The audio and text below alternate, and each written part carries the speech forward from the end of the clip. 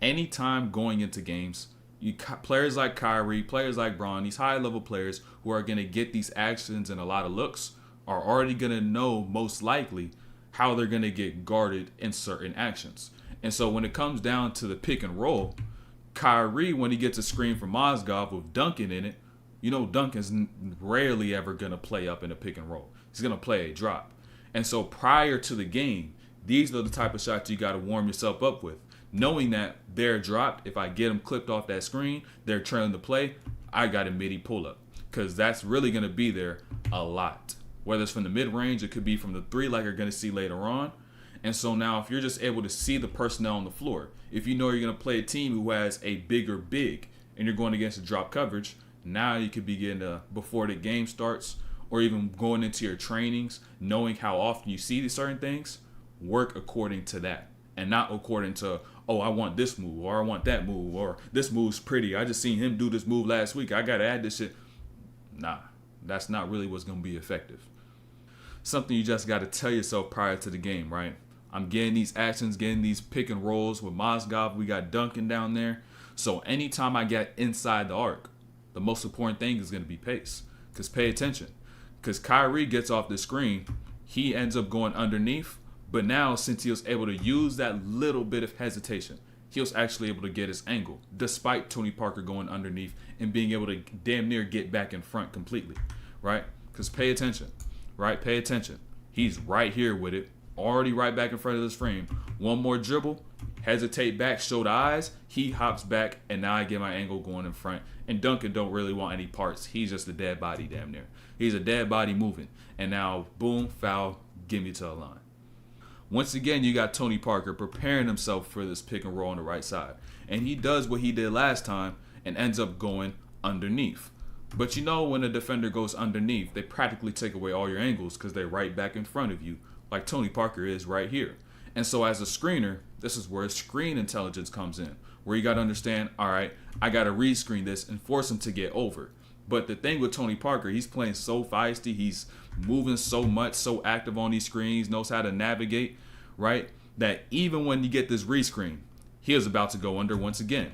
But Kyrie was able to navigate his way around and utilize pace so he doesn't go under once again.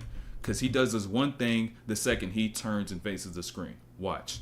Tony Parker's about to go underneath. Kyrie stops for a second. Now he forces him to step up because if he left that room, Kyrie could hit that shot. Right? Kyrie could hit that. So now it forces him to step up. I see Duncan show that ball once again to lead with the momentum like I showed y'all before. He gets left and gets that lay. When you see plays like this in full speed, it's hard to be able to uncover the gems that I do show because you really do have to slow it down and understand how the hell could he get that little bit of an angle to get him to where he was and for him to get his bucket, right? And so this is where the thought really begins. Y'all wonder, all right, how do I break down the film? Got to slow it down first and foremost. Next part, right? Don't worry about what the offensive player does. Watch what the defensive player does. And now understand Tony Parker, who's guarding Kyrie, who's going to get that bucket, right? As he gets back, he recognizes Kevin Love just ran across my face. He's a stretch forward. He could screen, he could roll that to the rim and get a lay, or he could screen and then go pop. So he's anticipating a drag, right? He's anticipating a drag. You got to know all personnel that's on the floor as well if you want to be able to understand how to break down the play. Next now, so he's going back, turns his head right quick to see if Love is setting that screen. So now Kyrie that whole time is only getting closer and getting more momentum and steam. And so that's just what allows him to be able to break middle, boom, gets that bump, and able to get that flow. All because Tony Parker was even able to establish himself on defense because he was worried about the drag and didn't even know what he wanted to do with Kyrie. So Kyrie got his angle. He's always ready for any screen that's coming, so he's going to play positioning properly. You seen him touching Mozgov on that with his right hand, turned his head for a second as well. So even now getting to the side, right? Great defense thus far, right? Great defense thus far. But those angles and those lays right there boil down to two things: functional strength and persistence. Y'all got to understand. Y'all really got to understand. Every single drive you get is not just going to be a blow by, which is why the strength is more important than the speed in itself. Because the strength, also you mix that in with little angles and things like that, will get you to the rim. In all honesty, blowing by somebody, leaving them in the dust is really not going to be something that happens often, right? Unless they may get fooled by a screen and now they're stuck in one spot, then maybe you get a blow by. But ultimately, you're going to see more of these style of drives than you will see those blow bys, which is why y'all got to place an emphasis on building that general strength, that functional strength, and that sumo style of strength. The ability to just have good muscle in general, to have that sumo strength to move people, and then functional strength to move people in the planes of basketball. Gems. And also, that's a concept I've seen Paul Favorites talk about as well, the sumo strength part. Because I got in my own tangent and I came across sumo strength. I think he has another one. I forgot what it was. I haven't done my research on it. But yeah, he has a good like little slide and a few posts about him. So if y'all want to peep that stuff, peep that as well. Some Kyrie plays in Cleveland are just inexplicable. And they're disgusting. Watch this play, right? Watch this shit. I can't even really break this down, right? The only thing I can really break down is what really makes that play so nasty. And watch how he finished this shot, right? Imagine somebody hits you with a combo like this. And then at the end of that combo, they shoot and they follow through like that. All the way till the ball gets to the rim and they get their bucket. He hit you with some unorthodox moves and then finish that shit off with the textbook fundamentals. With holding the follow through till the ball gets to the ground. That's nasty, bro. That's nasty. That's disgusting work. Like if that's at this point, bro, y'all gotta understand. You gotta switch the matchup. You gotta switch Tony Parker. And also realize this to start the play. They both got 17. So also I want y'all to understand this. Tony Parker is not no scoring point guard, and I gotta give credit where credit is due. Tony Parker knew before coming into this game that if we want to have a chance to win, someone's gonna have to match the scoring output of Kyrie Irving. Right? He's going to try his best to keep up with it, which is why every time Kyrie got a bucket, you will end up seeing Tony Parker come back on the other side, and then we're getting to a pick and roll, getting to his floats, his lays, his middies, so he could get his bucket. 17 knotted right here, right? But there comes a point where, you know what I'm saying, enough is enough, right? Enough is enough. And right here, enough is enough. We need Danny Green on Kyrie. He's got 20, right? And so now, with Danny Green playing full court, boom, he's got the step. A lot of y'all get confused with this first step. You think the second I get maybe 3 inches past my defender, I just got to blow by him, go as fast as I can. But watch what Kyrie does, because when you get in front of somebody, somebody else is going to step over and help. And so this is, at this moment, Kyrie begins to prepare himself at half court for what he's going to see when he gets to the rim. So he's going to begin to engage in some contact so that Danny Green can't get back in front. And when I get here and I see Duncan, who's going to help him out, notice where he's jumping off of. Right foot, going up with the right hand. And if I took a second step, I'm getting too far down. I'm getting in front of Duncan, and he'll probably block that shot. But going same foot, same hand, I could stop short, and now I could get that float and get my bucket. Cooking, man. He's still going to cook Danny Green. He's still going to cook Danny Green regardless, no matter who's there. But he could cook Danny Green. He could cook Tony Parker. But the one person on this team that's going to be hard to cook is Kawhi Leonard. You got 22 at this point. You came off a couple buckets, so he probably feeling invincible. But little does he know. That even when I get my angle on Kawhi and I could get to the rim, he has the length to be able to take away the angle, even up top or at the bottom, because of length and agility that he has. So that's not the greatest matchup to attack. So you got Kyrie down here running along the baseline, about to come up. Gets the handoff from Braun, and now he's about to get another screen from Mozgov, and Tony Parker's already trailing, right? And so understanding that Duncan is going to be in a drop at this point in time, watch Kyrie's angles, particularly watch his feet, right? He's angled towards that baseline mostly, maybe turns that towards that corner right now, but watch that left foot. It gets from that angle towards the corner to the sideline, and then he is able to turn it and get straight into his base. I don't think y'all understand the demands physically it takes to do that, right? 3 things, right? Really 2 things. You need good calf strength, because with good calf strength can bring good ankle strength, right? And then you also need that ankle mobility, so you have the ability to then even turn that foot in that much so you could get straight into your shot like Kyrie's about to do here.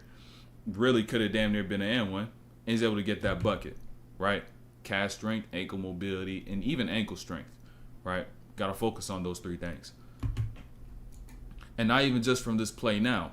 Watch how he continues to play with tight angles, right? Mozgov on a step up, Duncan on the drop, it's easy the bag I'm going to tap into because I already know what's going to be available because he's not going to want no parts in guarding up. So pay attention to Kyrie, right? When he gets off, shoulder to shoulder damn near. Shoulder to shoulder damn near. And the timing is the most important part because this is where a lot of bigs get a moving screen because a guard goes too early. Since Kyrie is paced and he's fairly stagnant, Tony Parker is easy to find. It's not like Mozgov has to move around to see where he's going to be. He can just step up, get still. He gets hit. Kyrie shortens up these last two steps. Pull up right there from three at the top of the key. Another bucket. Kyrie's about to get this step up from Tristan Thompson. But now I want you to watch the tag, which is Bellinelli, right? Watch Bellinelli. His responsibility is to tag. And what he does, he just tags. But with Kyrie at the pace he's playing, you shouldn't have just tagged. You should have tagged and held. Because this is the play that Kyrie's going to make. Boom, pocket pass right there. It's still available. All because the second that Kyrie came off this screen, he said, let me slow down the mid-range, put Tony Parker in jail, keep him on that side. That tag leaves. Tristan Thompson gets back to that pocket. I throw it there. He gets into that float too. Pace. Him coming off that screen, having pace, kept that opportunity in that pocket open. Now coming off the screen here, you already got Ginobili behind the play. But now Duncan, once again, he's going to step over. And so watch what Kyrie does. Stop, bump, nudge. Watch what that also did to Duncan. Because although he had physical contact with Ginobili, by Duncan seeing what he did, caused him to stop as well. He caused him to shift. So pay attention. Watch Duncan's movement when he gets right and he makes that stop. Duncan, right here, right along that lane line, when he makes that stop, when he makes this nudge, drops back about a foot or two, and now Kyrie could get to that block and get that float. No need to worry about someone blocking me. Just from that nudge right there alone. Kyrie in Cleveland, disgusting. Watch this. Behind the back, half spin, stop, about to reject the screen, you jump out, boom, and hit you with a cross. Now when I get left, I see splitter. I have an empty left corner. I could try to use all that room to get to the rim, but nah, let me find this little gap. Let me squeeze through that. And now I see Danny Green stepping over to his right side, and I'm going to my right side, so we're going opposite directions. Now let me lead you to that right with that Euro, get you to a stop, bump lay with that left. Kyrie in Cleveland, disgusting. That twitch was nasty. But that same reason why he had all that twitch and all that movement, probably also why he was getting hurt quite often. So even though this shit may be more flashy, may be more aesthetically pleasing, it did lead to more injuries. Right, so notice. Kyrie puts the ball underneath his legs right now, right? He's no threat to do anything. But the second he puts the ball to that left side, Danny Green jumps out. And he brought it to that left because he's going to get a screen to his right from Thompson. And since he comes off that screen so tight, hold on, no diddy. He now gets Danny Green's hand caught up because he's trying to lead himself over that screen and gets fouled on a three. Tight angles, showing the ball just to deceive and get your angles to go the other direction. It's ridiculous. Now pay attention to this play as well. Kyrie started from that block, right? You seen him start from that block. So this is an ATO, by the way. You down 10 with 3 minutes left. We got to get a good bucket, great play so we could get some momentum and get back into the game.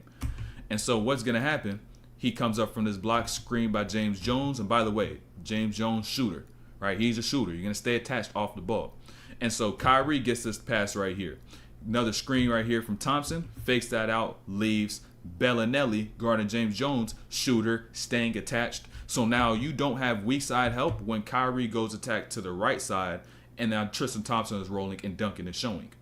Great ATO. Great ATO. Easy too, right there and then. Got to get right back into the game. Tristan Thompson made a fantastic play right here. I want you to pay attention, right? So you got Danny Green, who's playing behind Kyrie right now. Kyrie sets a back screen on Bellinelli. I don't know what clapping shit James Jones decided to do right there. And then I don't know, but fuck it. It's part of the play. So, right? So he back screens Bellinelli. Danny Green goes to his top side, right?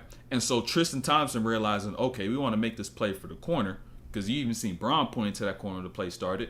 All right, boom. Danny Green top side. I set this screen for him. And even though Danny Green gets right back, he's locked in. Like, he's staying attached. At this point, it's just like, yo, you can't play that any better. And You just gotta throw up the prayer hands, bro. You just gotta throw up the prayer hands because this is the type of game this is. It's the type of game this is, man. And especially with how this game ended right here, where you got Kyrie on this weak side, right? Cross matched with Kawhi, doesn't box out, offensive rebound, right? Offensive rebound by Kawhi. And then fouled. Send him to the free throw line. You're down 3. He gets 2 shots. All you need to do is hit 1. You just need to hit 1. Front rim. All right. You got another opportunity. You got another one, Kawhi. You got it. No, you don't got it. Ah, damn. And this is where you fucked up. Because you seen the type of shots he was already hitting when this game started. Right? You already seen those type of shots. And all it takes for little slip-ups like that right there. Maybe just some missed free throws. Things not going your way. For plays like this to happen. But these plays right here, you can't put this up to karma and saying, ah, damn, it's just ball ain't go our way. People didn't do what they should have done in this situation. So pay attention to this out of bounds play. You got James Jones leaving, Shumpert curling out and leaving, right? And these 2 players are the most important parts because what's going to happen here with Shumpert is that Tony Parker goes and now he switches with Danny Green and he takes Kyrie. So now Tristan Thompson, his responsibility is to now go and screen for Kyrie next. But with James Jones also running to that corner, you got a shooter. Kawhi is also thinking, all right, I may have to tag on this because Joseph is trailing behind the play. But ultimately, this is all just a misdirection that fools everybody because this all is about to line up perfectly. Because Tristan Thompson now sets a screen on Tony Parker, who's on the inside, and not Danny Green, who's on his outside because that switched. And now Kawhi Leonard sees James Jones free for a second, so he tags. And now Kyrie's just simply able to get the catch and just get some shit off and do what he does. Come on, bro. Come on, bro.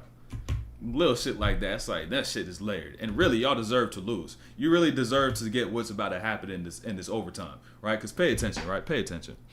These situations, once again, we got some ball screens occurring, right? Braun leaving out the play. Tristan Thompson about to set the screen. These situations are a power complex. And the person who's going to win this matchup right here is the one who has more poise and more discipline, right? So pay attention. You already know he's about to come and set the screen. So now you got Tristan Thompson coming over here. This is where the patience comes in. Because Kyrie knows he wants to use a screen. But Danny Green is waiting on Kyrie because Kyrie is about to go and use a screen. But where the defender could lose discipline and lose poise is if they don't try to lead a defender to the screen and they try to beat him to the screen. And so what Danny Green does, he loses poise because Kyrie's pace led him the entire other direction, right? So he used that against him. He used that little quick twitch, that little quick crossover. And like I said before, Danny Green plays low. But he got him moving before he went into that screen. So he used a front cross, a low cross, and he did not get ripped, right? Take note of that. Got him moving, crossover straight into the pull-up. He ain't missing nothing. He ain't missing nothing. Another bucket. Come on. This shit nasty, bro. This is just a cookout, bro. This is a cookout, right? And he's cooking so much that I gotta switch to Kawhi. I got Kawhi on me, and I say, same shit happened before, ain't gonna happen again. Let me get busy. Braun in the middle with Danny Green. That mismatch. I attack Kawhi. Strong side corner. You help. You hit my arm. Continuation. Throw that up off the glass. It's one of them type of nights. It's one of those type of nights, man. This shit is. This is tough. This is tough. And so now once again you get into this action. Matchup hunt in late game. Braun got it. Danny Green on him. And the most important part here is that not Braun over here trying to cook and trying to do too much. He got nothing, right? And so what ultimately happens, Braun don't really got any good angles at this point. K-Love sets this flare. And now what happens, instead of Kawhi on the closeout, you got Boris Diaw on the closeout. K-Love made a whole play. He made a whole play in the middle of an isolation. And a lot of people think isolation, I just got to sit and watch and let my teammate do what the teammate. No. You actually got to go and do something and keep yourself a threat. And that's exactly what Kevin Love did. So Boris Diaw on the closeout, go left, crossover, pull back to that right. It's one of them type of nights. Tough ass shot, but he still hits it. It's one of them type of nights. One of those type of nights. And for Braun here on this possession, just watch Kawhi defensively. This is young Kawhi playing defense. So this is what he's just doing all the time. Before he was getting hurt and all this other stuff. But Kyrie now got the ball, right? Braun was hounded, but Braun was doing all these moves and trying to stay in one spot and make these little twitches and trying to set up the screen. Wasn't working.